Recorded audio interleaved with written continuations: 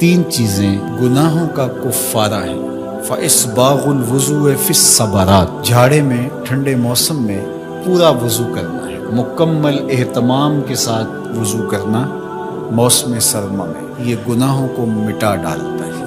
اور دوسری چیز ارشاد فرمائی وَإِنْتِظَارُ الصَّلَاةِ بَعْدَ الصَّلَاةِ، ایک نماز کے بعد دوسری نماز کا انتظار کرنے بیٹھ جانا کہ عصر پڑھ لی اب مغرب پڑھ کے جائیں گے، مغرب پڑھی اب عشاء پڑھ کے جائیں گے، تو ایک نماز کے بعد دوسری نماز کا انتظار۔ حضرت عبداللہ ابن عباس رضی اللہ تعالیٰ عنہ فرماتے ہیں کہ حضور فرماتے ہیں کہ میں نے اپنے رب کی زیارت کی۔ حضرت عبداللہ ابن عباس فرماتے ہیں کہ میرا گمان ہے کہ یہ حضور کسی خواب کی کہانی سنا رہے ہیں۔ تو ارشاد فرمایا کہ جب میں نے اپنے رب کی زیارت کی تو میرے رب نے مجھے کہا کہ یہ فرشتے جو ملائے اعلیٰ میں بحث کر رہے ہیں یہ کس امر میں گفتگو کر رہے ہیں، فرشتے کسی معاملے میں تکرار کر رہے تھے، تو ان کی گفتگو کس عنوان سے ہے؟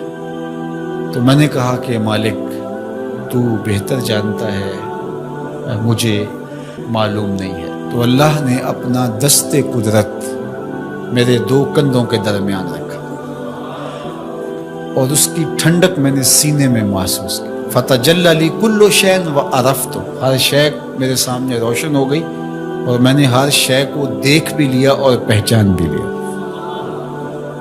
تو پھر میرے رب نے کہا کہ اب بتاؤ، تو ظاہر ہے اس کا دست قدرت میرے دو کندھوں کے درمیان آیا اور ہر شے میرے سامنے آ گئی۔ تو میں نے عرض کی یا اللہ یہ کفارات اور درجات کے بارے میں آپس میں بحث کر رہی ہیں، اور وہ کفارات کیا ہے؟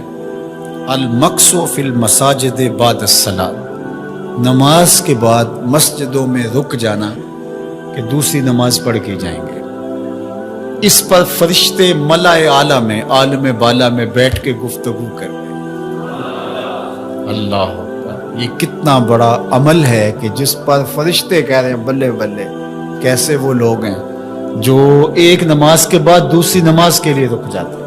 اور ایک حدیث پاک میں آتا ہے صحیح بخاری میں، 7 اشخاص ایسے ہیں قیامت کے دن کڑکتی دھوپ میں جب کوئی سایہ نہیں ہوگا اللہ انہیں اپنے عرش کا ٹھنڈا سایہ عطا فرمائے۔ ان میں سے ایک وہ آدمی جس کا دل مسجدوں کے ساتھ جڑا ہوا ہے، مسجد کی حاضری اسے بہت پسند ہے۔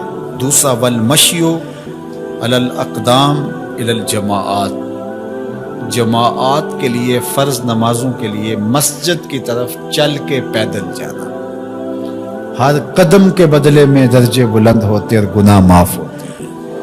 اللہ اکبر،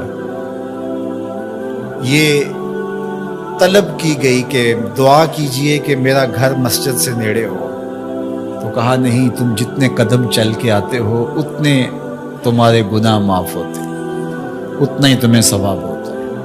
یہ چل کر کے آنا گناہوں کا کفارہ ہے۔ تیسری چیز ارشاد فرمائی کہ وَإِسْبَاغُ الْوُضُوءِ فِي الْمَكَارِهِ، مشکل صورتحال میں وضو پورا کرنا، اور وہ سردیوں کے اندر مشکل ہوتا ہے کہ پانی بہت ٹھنڈا ہے، تو اس وقت بندہ کہتا ہے چلو ایک دفعہ بھی گزر ہو جائے گی، اگر ایک دفعہ بھی چہرہ دھو لیں گے وضو تو ہو جائے گا، لیکن سنت طریقے سے تینوں بار ہی دھونا، اور تینوں بار ہی جو ہے وہ پاؤں دھونے، اور تینوں بار ہی باقی آزاد ہونے، تو یہ مشکل ہوگا وضو میں ٹھنڈے پانی سے۔